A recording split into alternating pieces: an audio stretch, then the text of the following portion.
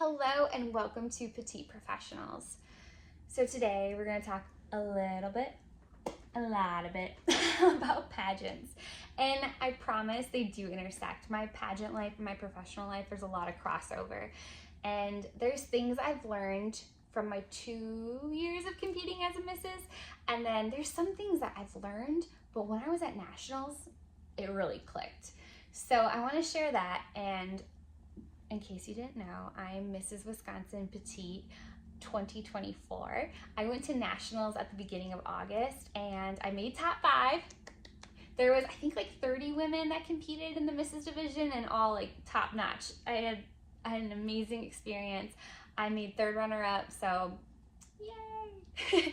Okay, so let's talk about what I want to talk about today. I want to share with you 2 important tips for pageantry, and then something I learned while being Mrs. Wisconsin Petite and at nationals. So let's get into it. Okay, so the first thing I want to talk about is watch yourself. When you are practicing your walking, I want you recording yourself like I'm doing right now. I want to go back and watch when I hit these poses and make sure that my hands, my transition, my speed is all correct. I have to tell you that when I was in college, I took a public speaking class, and this is going to show my age. We had VHS tapes. So our professor would videotape us during our presentations, and then we would take that VHS home, watch it, give ourselves notes, and then share that the next day. There was someone in my class that when they were doing their presentation, they were unzipping and zipping their pants a little bit. Like, it happened only a handful of times, but it was too many times, right? But they had no idea they did that until after they watched the tape, and they were like, oh my gosh, I can't believe that happened. So just want to say that when you're on stage, your body might go into autopilot, and you want to make sure you're doing your routine full out and you're recording yourself so you know what you're going to do on stage. So let me swivel back over.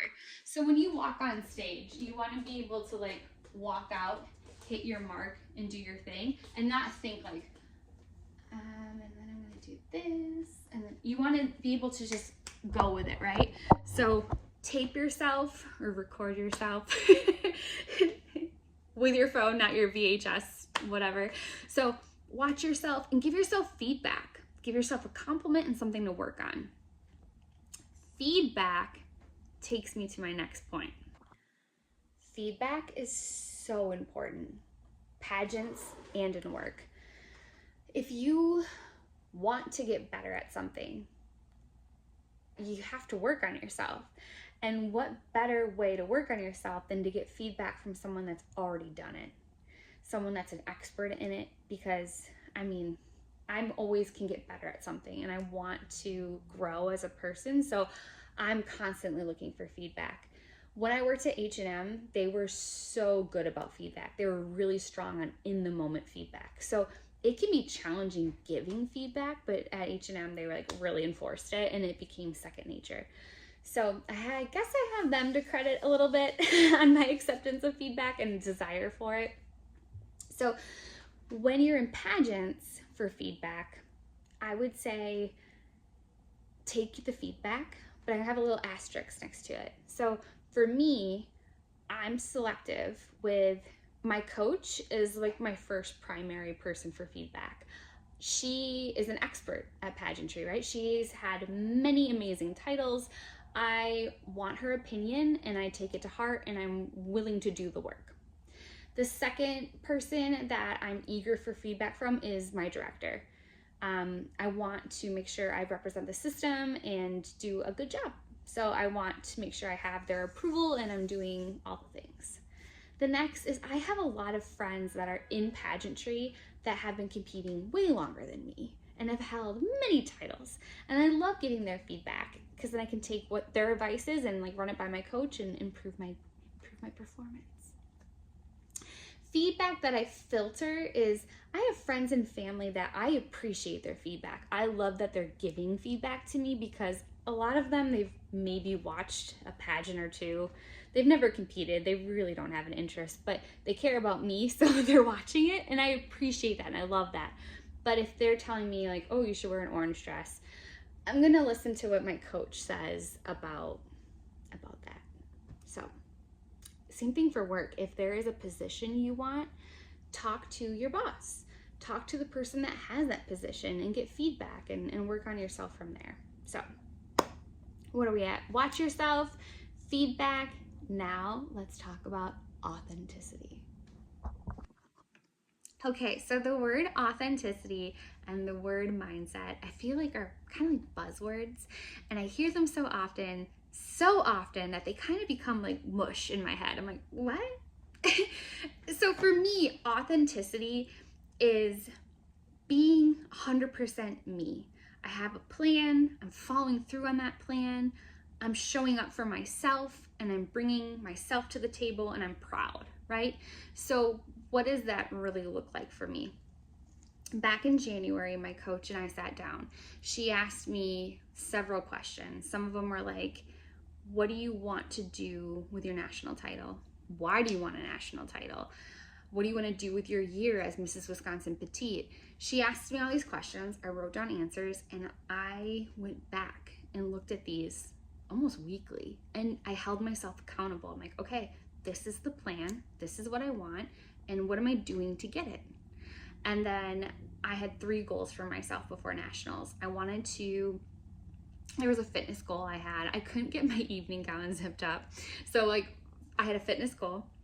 I had a goal with SODA. I wanted to hit 4,000 donations, which I did. And then I had an appearance goal. I wanted to get over 75 appearances, and I made it to 88 appearances. So I reached all my goals before nationals, like a month before nationals, and I stayed true to my plan. So I went into nationals feeling so good. I was authentically me. I had a plan. My vision was clear. I set an expectation, and I honored, like, I knew what I wanted, and I held myself accountable. So when I showed up, I was ready. What other people were doing did not affect me, because I was like, here I am, this is my plan, and I'm really proud of it. So with that being said, I went there feeling that way, but it wasn't until the day after interviews that I realized, oh, this is cool. So Wisconsin, end of the alphabet. I was like the last interview for the misses. So I'm sitting there getting my hair and makeup done. I don't have my interview dress on.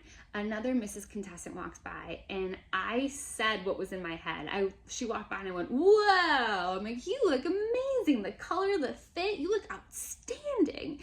And she amazing. It was really, really good outfit. And then I went back to get my hair and makeup done. I went up to my room, got my dress on, it zipped up, and I was like, and you look amazing. Like, I was like, yeah, I feel good, and I'm ready to share my vision, my plan, what I want to do. I just felt good. And then I went down to interview, and I saw a ton of amazing interview outfits. And I didn't compare myself. I didn't have any negative self-talk. That wasn't until the next day when I was like talking the interview to like Nick or something, and I realized, like, I didn't have any like bad thoughts, or like I didn't like bash myself, you know what I mean? I wasn't comparing, my gosh, can't talk. But I was just enjoying the moment and being excited to be there, which in the past hasn't always been the case. I might have been like thinking like, oh, mine doesn't look like that or something, you know? But this time it didn't do that. And then finals night. So finals night rolls around. I made top 10. I was so happy. So when I made top 5, I was just elated. Honestly, the word to describe it was peace. I just felt really at ease and just happy. And when us top 5 girls were in back waiting to get back on stage to do onstage question, I looked at everyone and it clicked. It clicked. So I have been told so many times, like, run your own race. You guys all have your own thing. And it's so true. I looked at these 4 other women and they're amazing. And you know what? If any of them won, if I won, we all would have been great Mrs. Petite USAs. And whatever happens, happens. And we literally, we all hugged, we prayed, and we all said, hey, no matter what happens, we're here for each other. Let's do this. It was honestly a really beautiful moment. And I would love to go back to Petite USA eventually, but I'm like a little scared because it was such a wonderful experience. Like, oh, I hope it's as amazing as it was last time. It will be, but yeah, it was just, I had a aha moment. It clicked. We all have, whatever you want to call it, our own brand, our own flavor, our own race, whatever. We're all doing our own thing. And that's what's important, the authenticity part of it, right? I'm bringing myself to the table. I'm running my own race, and it's up to the judges. It's not for me to judge. It's up for them to pick who they want. So I had an amazing experience. I need to take a little bit of a breather, but I am not retired by any means.